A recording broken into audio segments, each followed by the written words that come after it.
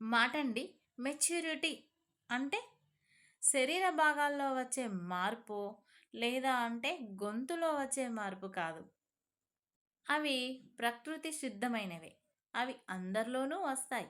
మరి మెచ్యూరిటీ అంటే భావ వ్యక్తీకరణలో మార్పు, ఆలోచించే విధానంలో మార్పు, ఇచ్చిపుచ్చుకునే గౌరవంలో మార్పు, మన ప్రవర్తనలో మార్పు. ఇవి మనలో పరిణితి కలిగితే నిజమైన మార్పులు మనకొచ్చినట్టే. మీరేమంటారు? అసలు సిసలైన మెచ్యూరిటీ ఇవన్నీ మనలో ఉన్నప్పుడే. మీరేమంటారు? మాటండి.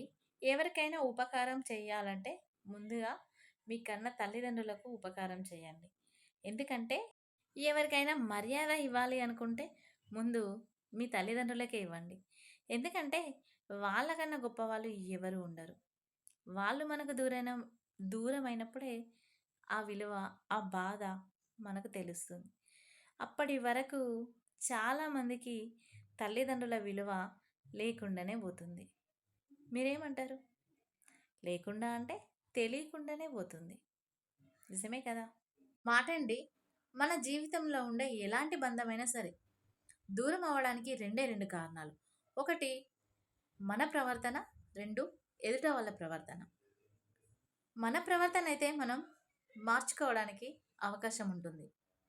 కానీ ఎదుట వాళ్ళ ప్రవర్తనను మార్చాలి అన్న ఉద్దేశంతో మనం ఎంత ట్రై చేసినా ఎప్పటికీ మారరు. కొంతమంది అంటారు. ఏమంటారు అంటే మార్చుకోవాల్సింది మారుతారు కదా అని. కానీ మార్చాలి అని మనం అనుకోవడం కాదు. మారాలి అని వాళ్ళు అనుకోవాలి. మన కోసం, మన బంధం కోసం వాళ్ళు మారాలి అనుకుంటే ఖచ్చితంగా మారుతారు. మీరేమంటారు? మాటండి. కొంతమంది ఉంటారు. చాడుగొట్టు మాటలతోని ఊకే మన ముందుకు తీసుకొనొస్తారు. ఆ మాటలకు మనమే బాధపడాలి తప్ప వేరే ఏది లాభం లేదు. ఎందుకు అంటే మన ముందుకొచ్చి వాళ్ళు నిన్ను ఇదన్నారట, అదన్నారు, అట్లన్నారు, ఇట్లన్నారు నిజమేనా అని. హా! దానికింకా డబలేసుకోండి అని జెప్పాలి మనం. ఎందుకంటే వాళ్ళు మన మంచి కోరుకునే వాళ్ళైతే, మనమేంటో తెలిసిన వాళ్ళైతే, ఆ విషయాలు చెప్పుడు మాటలు విన్నా మన దగ్గరికి తీసుకురారు. మీరేమంటారు? నిజమా కాదా? మాటండి.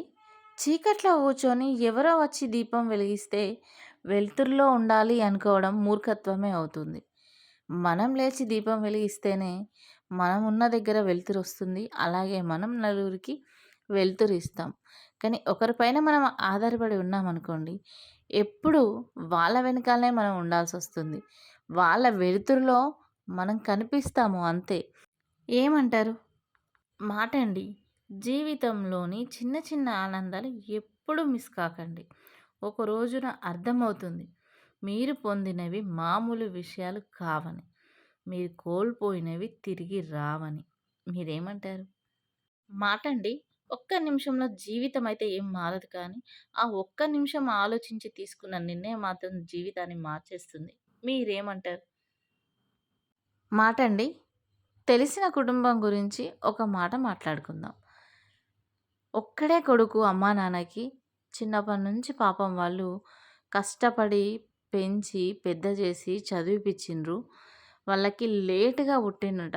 లేట్‌గా పుట్టినందుకు గారాబంగా, అలాగే గారాబంతో పాటు కష్టం ఎలా ఉంటది, బాధలెలా ఉంటాయి అన్నీ ప్రతి ఒక్కటి అమ్మా నాన్న నేర్పిచ్చిర్రు. పెరిగే వరకి మంచిగా పెరిగి, మంచిగా చదువుకొని, అందరితో మంచి మాట తెప్పించుకొని, అందరితో ఈ అబ్బాయి మంచోడు అన్న మాట తెప్పించుకొని, తీరా చూస్తే ఉద్యోగం రాలేదు అనేసి ఆ ముసలి అమ్మ నాన్న గురించి కూడా ఆలోచించకుండా ఆ అబ్బాయి బలవంత మరణం చనిపోయిండు. ఎంత దారుణం! చనిపోయే ముందు నీ ఉద్యోగం రాలేదు అని ఆలోచించావు గానీ, నువ్వు చనిపోతే నువ్వే ప్రాణమని బ్రతికే అమ్మా నాన్న ఎటు పోవాలి అనేది ఆలోచించలే. ఉద్యోగం ఇవాళ కాకపోతే రేపు సంపాదించొచ్చు. ఉద్యోగం రాకపోయినా చేతులు, కాళ్ళు మంచిగున్నాయి. ఎలాగో అలాగా కష్టపడొచ్చు. చదువుకున్నావు, తెలివుంది. ఆ చదువుతో ఇంకా వేరే ఏదైనా చేసుకొని బతకచ్చు. ఆ తెలివితో ఈ ప్రపంచంలో ఎలా అయినా గెలవచ్చు. కానీ తొందరపడి చనిపోయి వాళ్ళ అమ్మానాన్నని అనాథలు చేసిండు. ఎందుకు అన్ని తెలివిలుండి తీరా ఏదైనా కష్టమొస్తే చనిపోవాలి అనుకున్న ఒకే ఒక మార్గం ఎంచుకుంటున్నారు చాలామంది. అవును, ప్రాబ్లమ్స్ వచ్చినప్పుడు, కష్టాలొచ్చినప్పుడు మనసు అలానే ఉంటది. బాధ అట్లనే అనిపిస్తది. చనిపోయామంటే అది ఎంత బాధపడితే చనిపోవాలన్న ఆలోచనలు వస్తాయో అర్థం చేసుకోవచ్చు. కానీ గెలవాలి గదా! చనిపోతే ఏముంది? 4 రోజులు ఏడుస్తారు. సైలెన్స్ ఉంటారు వేరే వాళ్ళు. కానీ ఉద్యోగం ఎప్పుడైనా సంపాదించుకోవచ్చు. ఎలాగో అలాగా బతికి ఎంత మంచి జాబ్ అని గాకుండా ఎంత కష్టపడ్డాము, ఎంత సంతోషంగా ఉన్నాము, అమ్మా నాన్నని ఎంత హ్యాపీగా ఉంచామనేది ఆలోచిస్తే బాగుండేది. నువ్వు లేకుండా ఆ అమ్మా నాన్న ఎంత బాధపడుతున్నారో చూసే వాళ్ళకి అర్థమవుతుంది. కానీ వాళ్ళని చూసుకోవడానికి మీరంటూ ఉండరు.